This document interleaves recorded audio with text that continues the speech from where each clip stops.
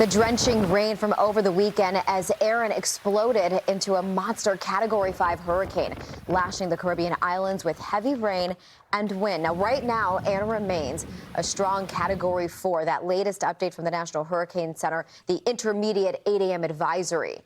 It is still just to the east of the Bahamas, with Turks and Caicos under some of the threats of those outer bands. And although Erin's core, the most intense part of a hurricane, is going to remain hundreds of miles away from the U.S. mainland, Erin will deliver a glancing blow to the eastern seaboard. Mandatory evacuations have been issued for parts of North Carolina's Outer Banks. High surf and rip current alerts are also in effect for much of the week.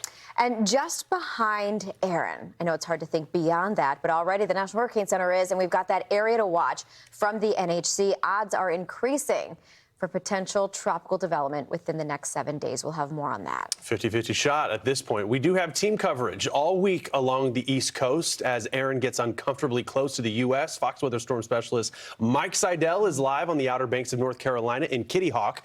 But we want to begin this morning with analysis from Fox Weather Hurricane Specialist Bryan Norcross. Bryan, good morning to you. Erin undergoing yesterday that eye wall replacement cycle after peaking as a Cat 5 hurricane this weekend. Remarkable. And it looks like this morning, Erin's not done strengthening.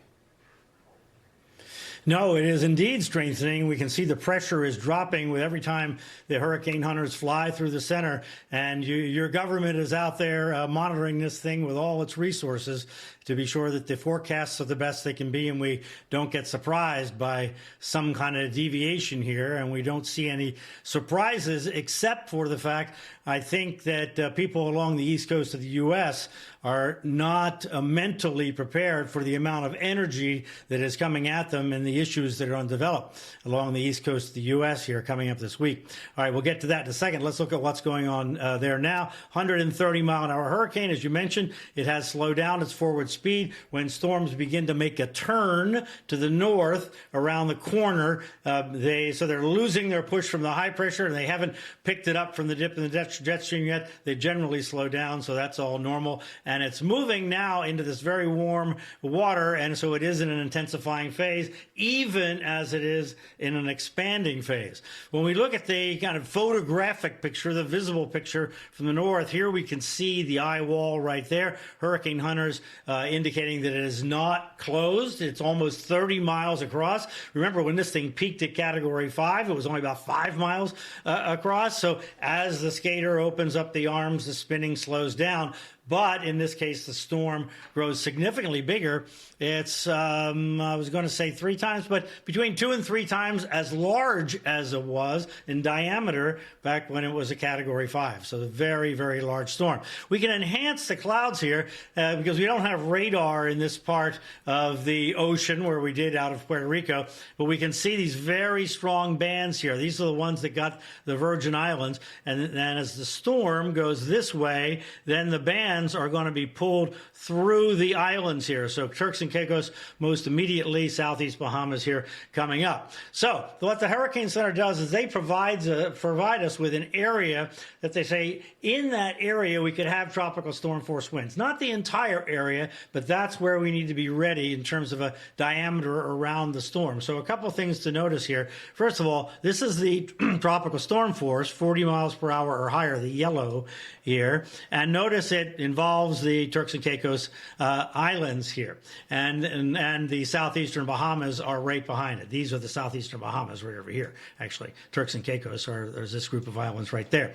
And then the central Bahamas are under a tropical storm watch. They could get them. So right now it looks like they might just miss, so they just have a possibility for them. Then looking at these other colors, these are where the hurricane force gusts are, and these are the hurricane force sustained winds. All these areas are growing in size, and they're going to continue to grow in size as we go forward through the day today and the day tomorrow, and probably even, as a matter of fact, on Wednesday. It'll continue to grow. So here we go forward, and you can see the Hurricane Center is thinking that today the storm will peak in intensity, and then it grows and the energy spreads out. So it's still a formidable Category 3 hurricane. You can see how close it's forecast to come to the central Bahamas, but then pulling away from the northern Bahamas. Bahamas, so no alerts there right now at this time. All right, let's look at the situation here for the U.S. and potentially for Bermuda.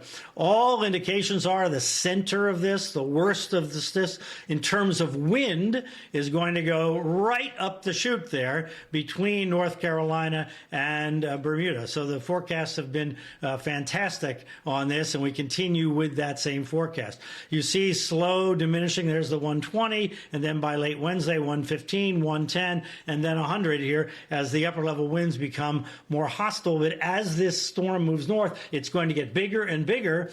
And as we saw with Hurricane Katrina, for example, I hate to bring up Katrina, but Katrina was a Category 5, was a Category 3 when it came ashore, but it had expanded and produced that tremendous storm surge. So big storms put tremendous energy into the water. So if you think about it, here's the storm here. Where's the energy going with the wind going that way? It's going toward the east coast of the U.S. as the storm comes north. And, of course, we'll look at that in detail here. All right, so here's the idea as it moves north. There are the winds, and everything stays offshore with the possible exception here. You can see Cape Hatteras here might get these winds if the storm just tracks a little bit farther to the left. Those yellows would be over Cape Hatteras.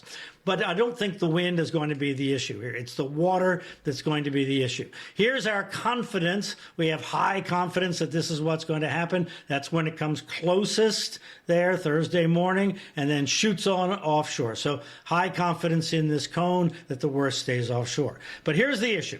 Here are the waves out in the ocean, and this is the peak of it here. This is like when there's a peak and a trough in the ocean like that. That's that height.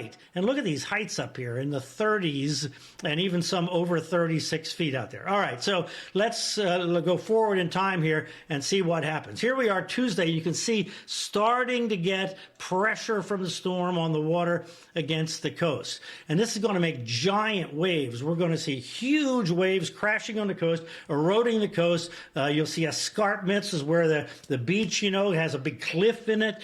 Dunes will be threatened here. I mean, this is a big deal, folks. This is from Palm Beach County north to Cape Hatteras. This is Wednesday morning, starting north of Cape Hatteras on Wednesday. But it's when the storm gets north here. This is Thursday morning. And now we have the biggest pressure on Cape Hatteras. This is why they've evacuated there, because this water may very well challenge the roads there and also all the inlets there. Very, very dangerous for boating. Moving north, now we're talking about southern New England, Long Island, all of the beaches there from the Hamptons to Fire Island all the way down to the Rockaways, Jersey Shore, Delmarva. Tremendous wave energy coming in here, eroding wave energy. And this is on Thursday. High tide Thursday comes early evening. That may be a very bad high tide. And then it moves away. Still some pressure on those beaches Friday, but it should be getting better on Friday and calming down by the weekend, although I think you'll still feel energy in the water over the weekend. So this is, I don't think folks appreciate the amount of energy coming toward those beaches and coastal communities here this weekend, guys. This is, it's a different thing than having a big hurricane coming right at you, and you kind of have a sense of what that means, and storm surge coming in, pushed directly in by the storm, as opposed to energy coming out of the storm in long swells. So the period of the swell was very long, so you get this surge of energy and huge waves and another surge coming behind it, and those initial waves don't have time really to back off completely,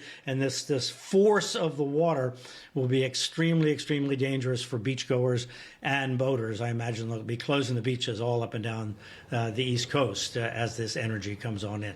Guys? Yeah, I mean, quite frankly, yeah, I think closing the beaches altogether, just because I think it's dangerous for people trying to get in, but then also even for the lifeguards to try to get out there and try to rescue people. So it'll scrape the eastern seaboard, maybe prolonged impacts for some, and we'll be following it all along the way. We'll be checking in with you as well. Brian, Fox Weather Hurricane Specialist Bryan Norcross joining us. Thanks, Brian.